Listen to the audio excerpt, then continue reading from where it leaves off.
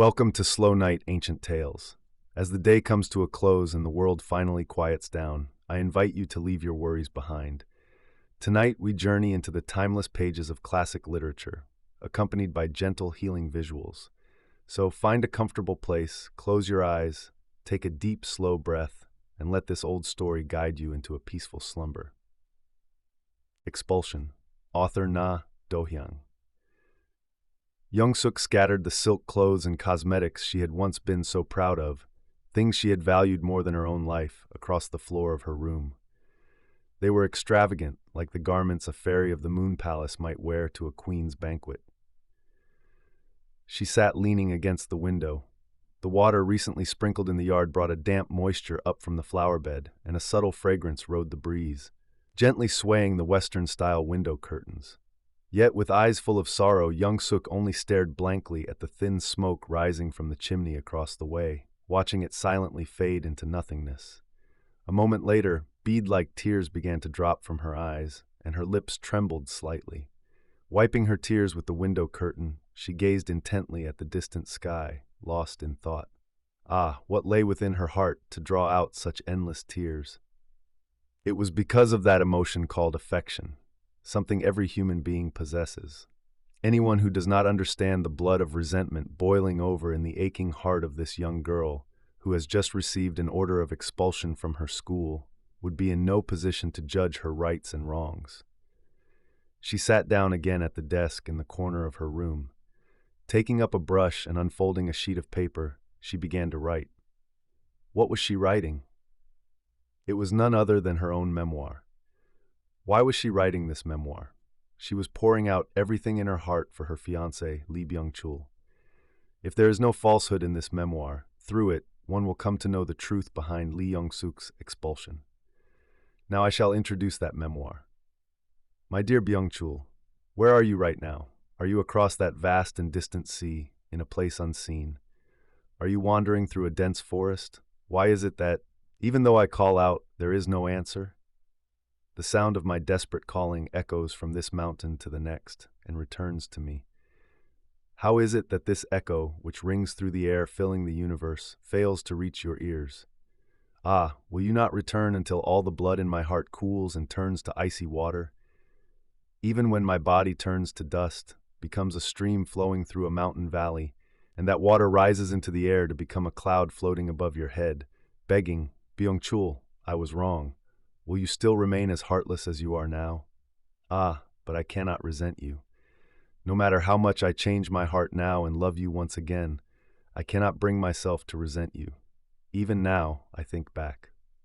When the shepherd's flute sounded in the spring, when the lush green shade brought coolness in the summer, when the bright moon shimmered upon the stream in the autumn, and when the white snow covered the whole world like a cotton blanket in the winter, the two of us spent our passing days and dawning nights in pure joy among the gently flowing streams on the grass of that wide, vast plain. We lived in heaven then. We resided in paradise. It was an autumn day in the year I turned 14. As you and I sat on a seaside rock, watching the rolling waves, the passing sailboats, and the clouds billowing over the horizon, we both felt a strange emotion in our hearts, one that is hard to put into words. Just then, a cold wind blew in from the sea. Worried that I might be cold, you embraced me with your warm body and began to say, "We will forever be like this." But you could not finish your words. At that moment, my heart was filled with a shy yet joyful feeling. But too embarrassed to remain in your arms, I pushed your chest away with these feeble hands that now hold this brush. Ah, it was then that we realized the existence of affection between us, something more precious than anything else in this world. As the sun set behind the western mountains and herons flew over the golden ripples of the evening sea, we left that rock, a monumental rock for the two of us, and returned to our respective homes. From that time on, whenever we met, a bashful feeling would somehow arise in our hearts, and when we could not meet, we were so filled with longing that we could not sleep. Ah, Byung-chul, if we had spent our entire lives in that countryside, there is no way I would be writing this letter today.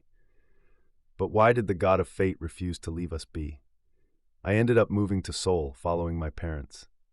When grasshoppers danced on the narrow paths between the fields and frogs sang leisurely in the creek, when the morning sun, breaking through the morning mist, reflected off the dewdrops hanging on the tips of the grass, my parents sat me on a donkey and headed for Seoul.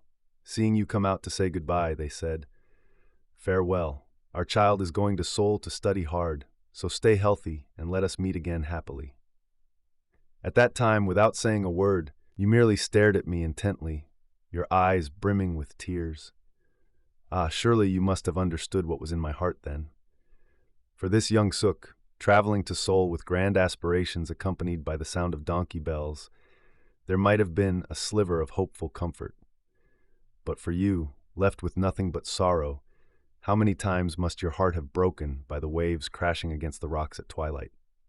When I passed the entrance of the village and looked back one last time, you were wiping your tears with the ribbons of your coat, watching me fade into the distance.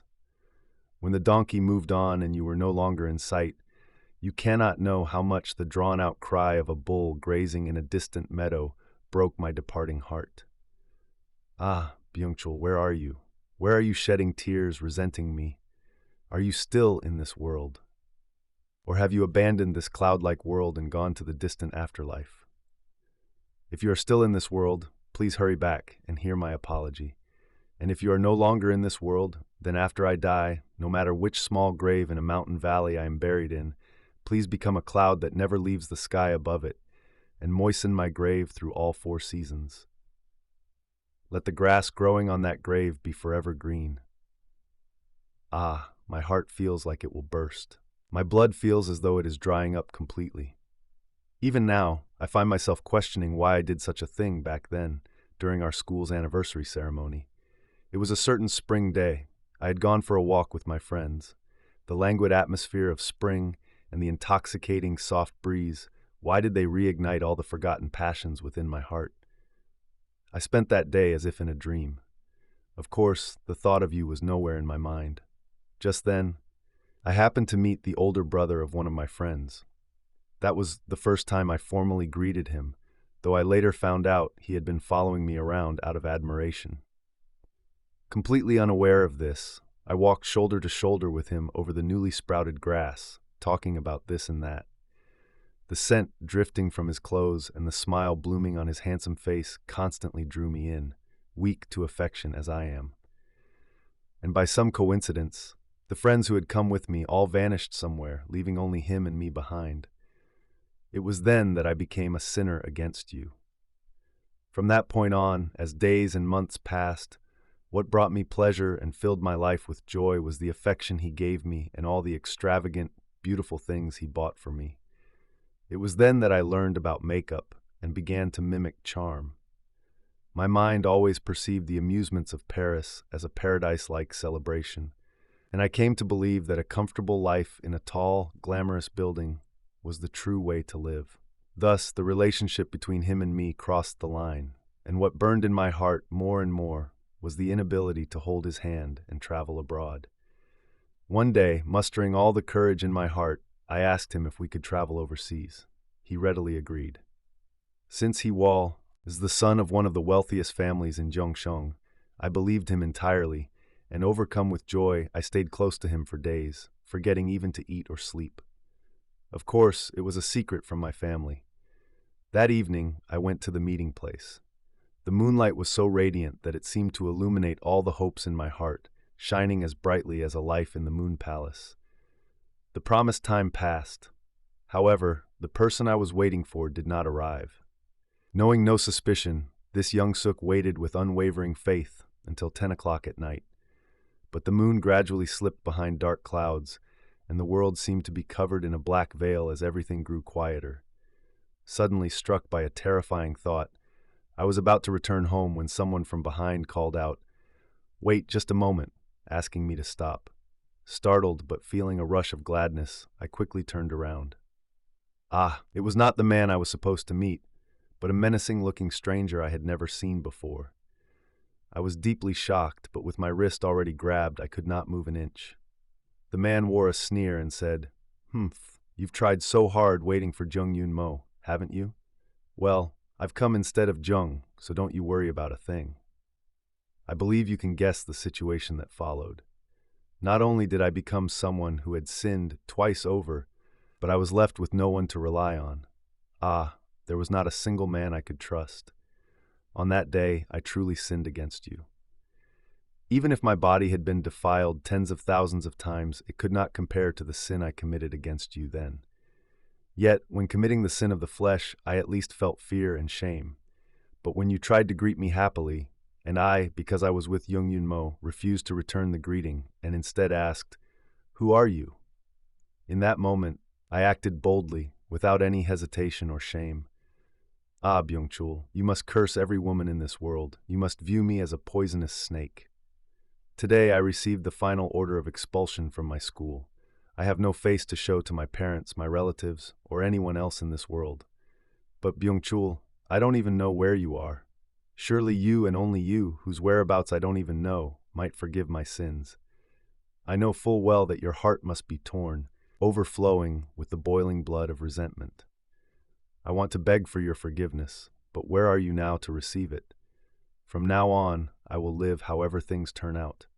Whether I am swept away by the wind and smashed against a mountain to die, or washed away by the waves and broken against a reef, I will live aimlessly.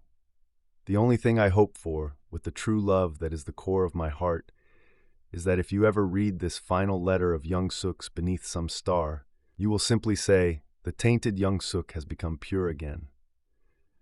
The words in my head are long, while the paper and brush are short. I would be satisfied if you just understand that I have written my true feelings in these few words. Sincerely, Young Suk. Lee Young Suk, who had written that letter while soaking the paper with falling tears, folded up her cosmetics and silk clothes once again and put them into the wardrobe. She closed the door and stepped outside. Where did she go, and what was she setting out to do? Our tale ends here for tonight, but your journey into dreamland is just beginning. If this ancient story brought you peace and comfort, please softly tap the like button and subscribe for more quiet nights together. May the rest of your night be filled with deep, restorative sleep.